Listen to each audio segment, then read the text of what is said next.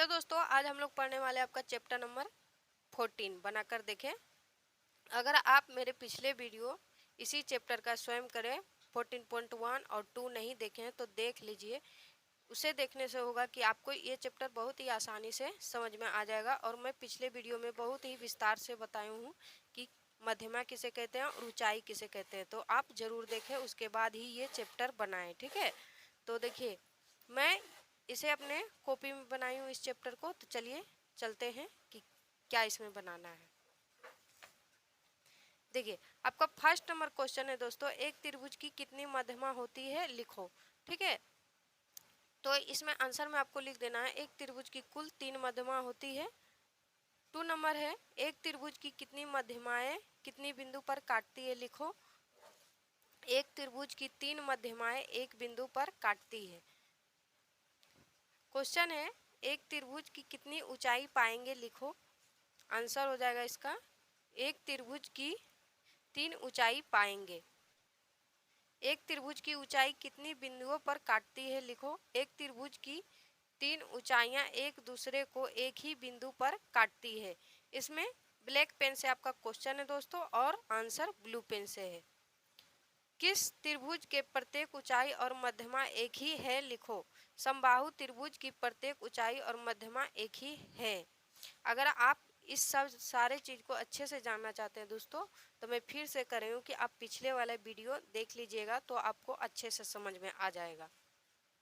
फिर देखिए आपका क्वेश्चन नंबर 2 है दोस्तों, कोण एवं भुजा के अनुसार त्रिभुज बनाओ और उनकी मध्यमाओं को बनाकर देखें। त्रिभुज की मध्यमा पेंसिल कंपास की सहायता से ले। तो कोण के आधार पर 3 त्रिभुज होते हैं दोस्तों, न्यून कोण, समकोण, अधिक कोण, और भुजा के आधार पर समबाहु, समद्विबाहु, अभिसमबाहु त्रिभुज होते हैं। मैं सारी चीजें विस्तार से पिछले वाले वीडियो में बताई हूँ, स्वयं करें 14.1 और 2 में। प्लीज आप उसे जाके देखिए, वरना ये चैप्टर आपको बिल्कुल भी समझ में नहीं आने वाला है। मैं इसमें उतना नहीं बताऊंगी, सिर्फ आपको बना के दिखा दी हूँ। ये देखिए फर्स्ट नंबर आपको इस तरह से बनाना है। न्यून कोण त्रिभुज उसे कहते हैं जिसकी सारी कोण क्या होती है 90 डिग्री से कम होती है। तो आपको त्रिभुज बना लेना है। और त्रिभुज बनाना भी आपको नहीं आता है तो चैप्टर 8 का वीडियो देख लीजिएगा, मैं उसको भी बना के डाली हूँ। ठीक है, तो आपको इस तरह से बना लेना है। फिर मध्यमा काटने में बताई हूँ पिछले वाले वीडियो में, तो उससे सीख लीजिएगा। मध्यमा आपको इस तरह से काट लेना और इस तरह से दिखा देना है। फिर आपको आंसर में लिख देना है दोस्तों कि न्यून कोण त्रिभुज ABC में AFBDEC मध्यमा है जो संगामी है और शीर्ष के सामने वाली भुजा से मध्य बिंदु पर मिलती है। फिर देखिए समकोण त्रिभुज यहाँ पे बनाई हूँ, ठीक है, पर इसका आंसर मैं इसी पेज में लिख दी हूँ। देखिए समकोण त्रिभुज PQS में PAQBCSC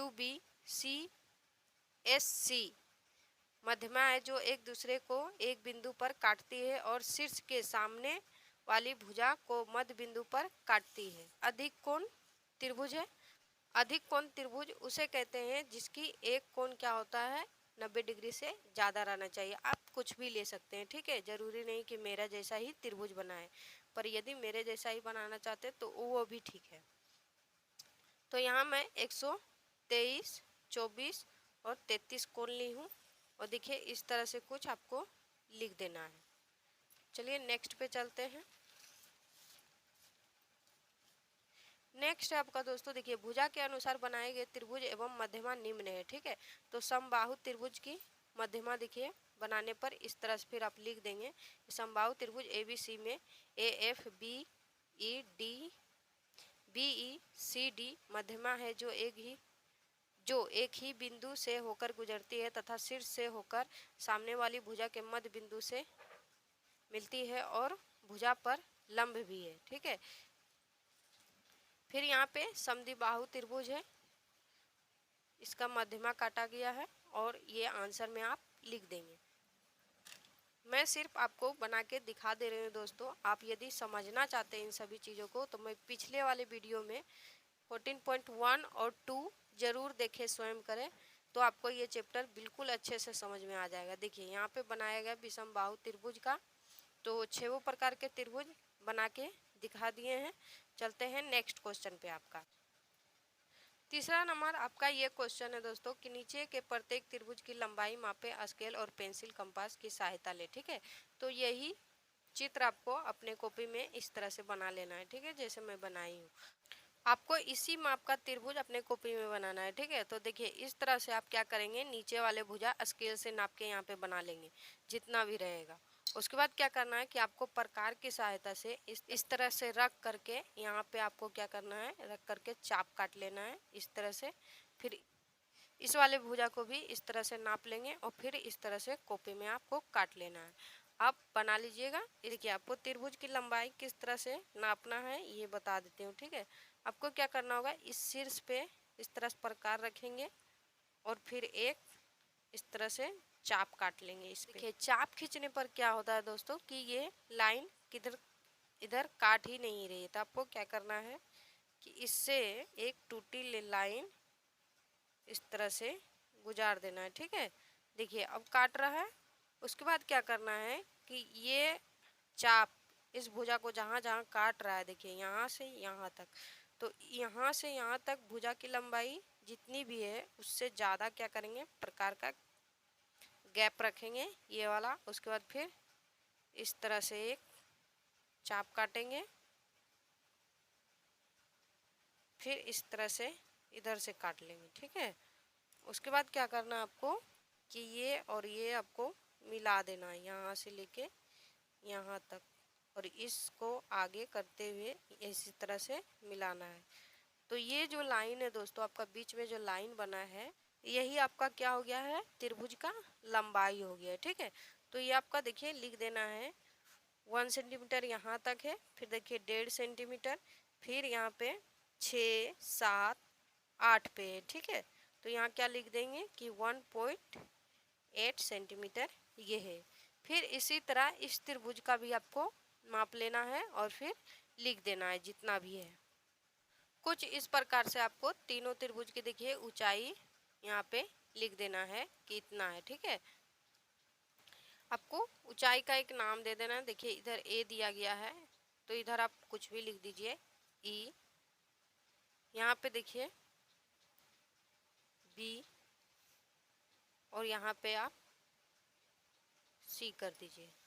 फिर आपको इस तरह से लिख देना है दोस्तों पेन से कि त्रिभुज की लंबाई 1.8 सेंटीमीटर ए ई है, ए और ई। ठीक है, उसके बाद फिर त्रिभुज की लंबाई 2 सेंटीमीटर डी बी है, त्रिभुज की लंबाई 2.1 सेंटीमीटर पी सी है।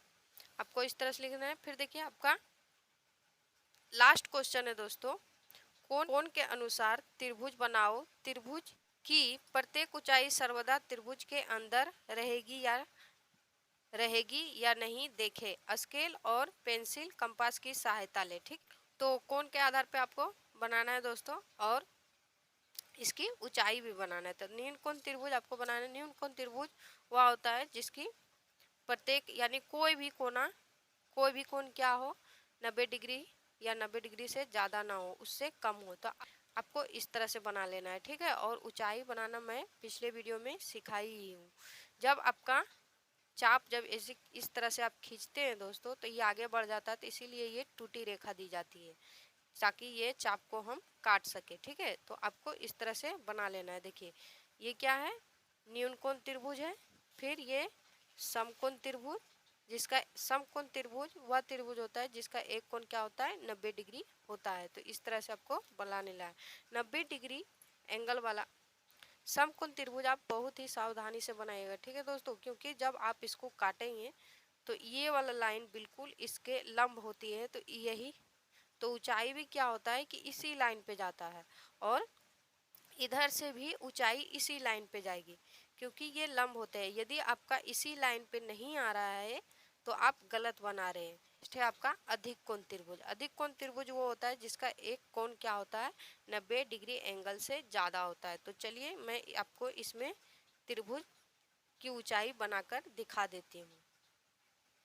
देखिए आपको क्या करना है कि इस पे इस भुजा वाले पे आप ऊंचाई बनाना चाहते हैं, इस पे एक इस तरह से चाप काट लेंगे। ठीक है, ये देखिए ये इधर तक आ गया दोस्तों। मैं पहले से ही इसका आंसर लिख दी थी। तो देखते हैं ये लाइन कहाँ पे काटती है। देखिए यहाँ पे काटा है ये, तो ये चाप के अंदर जितना भी भुजा आ रहा है ना, देखिए यहाँ से यहाँ तक आ रहा है। ठीक है, तो आपको क्या करना है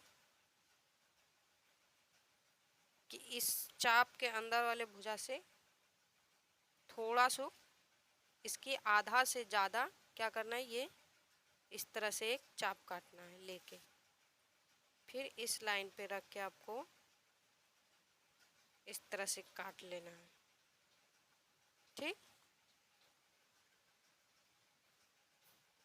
ये प्रकार थोड़ा हिल गया है। ठीक है, फिर आपको ये शीर्ष से इसको मिला देना है। देखिए इधर टूटी रेखा से आपको मिलाना है, फिर यहाँ से यहाँ तक इसका क्या हो जाएगा, ऊंचाई हो जाएगी। ये देखिए इसकी ऊंचाई क्या हो रहा है दोस्तों कि त्रिभुज के बाहर बन रहा है, जबकि ये दोनों त्रिभुज की ऊंचाई न्यून कोण त्रिभुज और समकोण त्रिभुज की ऊंचाई क्या हो रहा था, त्रिभुज के अंदर और त्रिभुज की भुजा पे ही बन रहा था। पर अधिक कोण त्रिभुज का क्या होता है कि ऊंचाई बाहर हो जाता है। तो वही आपसे पूछ रहा था क्वेश्चन में कि क्या कोण के आधार पर त्रिभुज की ऊंचाई हमेशा त्रिभुज के अंदर होगी। तो वही आपको आंसर में क्या करना है, यहाँ पे लिख देना है। देखिए कोण के अनुसार त्रिभुज एवं ऊंचाई बनाने पर ज्ञात होता है कि त्रिभुज की प्रत्येक ऊंचाई सर्वदा त्रिभुज के अंदर नहीं रहेगी। ठीक है, देखिए एक भुजा का त्रिभुज हम लोग खींचे हैं एक शीर्ष से, चलिए दूसरे से खींचते हैं। ठीक है,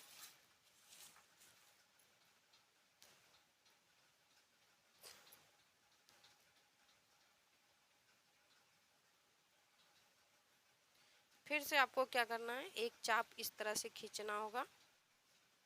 चाप के भुजा से ज़्यादा लेना है। तो देखिए यहाँ और यहाँ पे आप इसको काट देंगे। देखिए इस जगह पे काटा है। फिर आपको क्या करना है कि ये और ये मिला देना है। यहाँ से आपको टूटी हुई लाइन लाना है जब तक आप इस लाइन पे नहीं आ जाते। फिर आपको यहाँ से यहाँ तक खींच देना है। ये देखिए ये इस शीर्ष पे इस भुजा पे खींचा गया है, ये इस शीर्ष से इस भुजा पे खींचा गया है। फिर इस शीर्ष से इस भुजा पे खींचने के लिए आपको इससे एक चाप काटेंगे।